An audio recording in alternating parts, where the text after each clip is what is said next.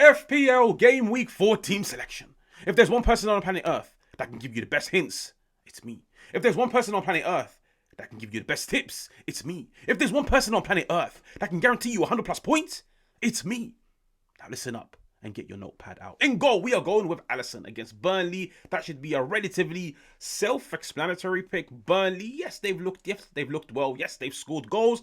But I don't feel like they can trouble Alisson, let alone Liverpool's backline. I feel like it will be a comfortable victory for Liverpool, a comfortable 6 points minimum for Alisson in goal. Then I've got Munoz against Sunderland, one of the most offensive and dynamic wing backs in the Premier League at home, Selhurst Park. I'm expecting him to 1, get a clean sheet, and 2, definitely get some form of offensive contributions in the final third. Hermano, let's hope it's a goal for my sake. Then I've got Calafiori against Nottingham Forest.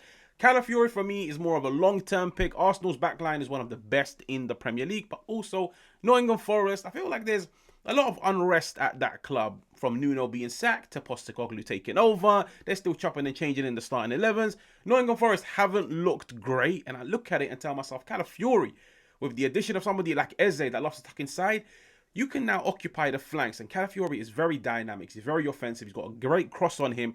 Calafiori will get you a lot of offensive contributions, but at the same time, defensive ones. Next to him, I've got Senesi.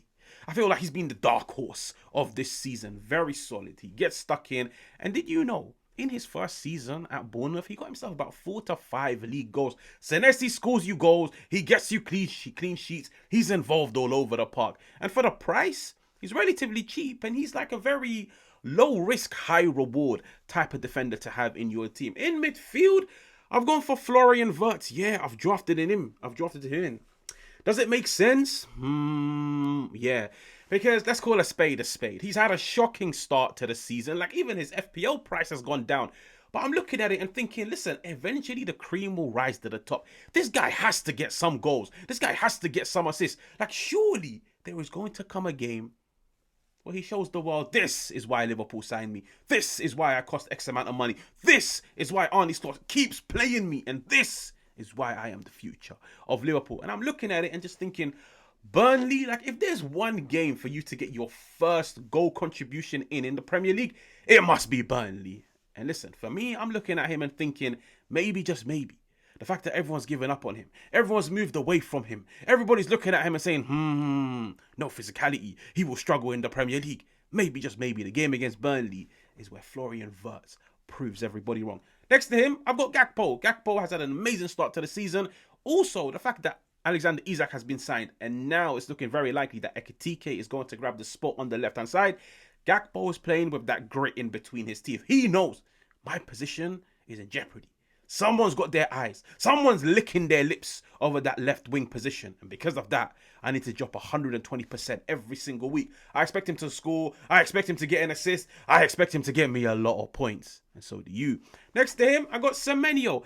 Semenyo, a very long-term pick. I just think he's had an amazing start to the season. I think he's the main man at Bournemouth. I think if Bournemouth ever were to score, he's involved. If Bournemouth were ever to play amazingly well, he's involved. He's the main man. He's the man of the match.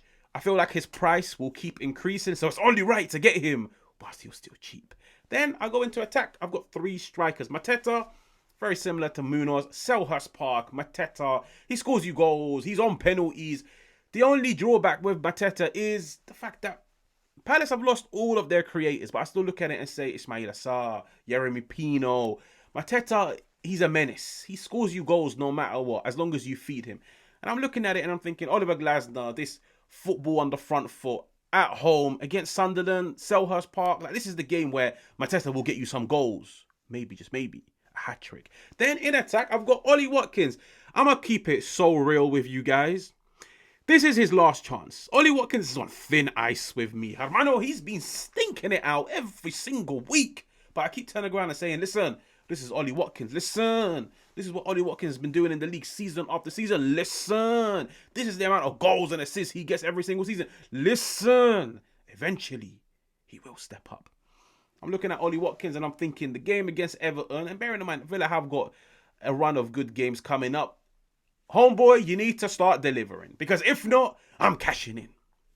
And then next to him, I've got Haaland, another Pretty self-explanatory one. The Manchester derby, he loves that game. He scores goals for fun against Manchester United. Manchester United's backline is non-existent. It leaks opportunities. It leaks goals.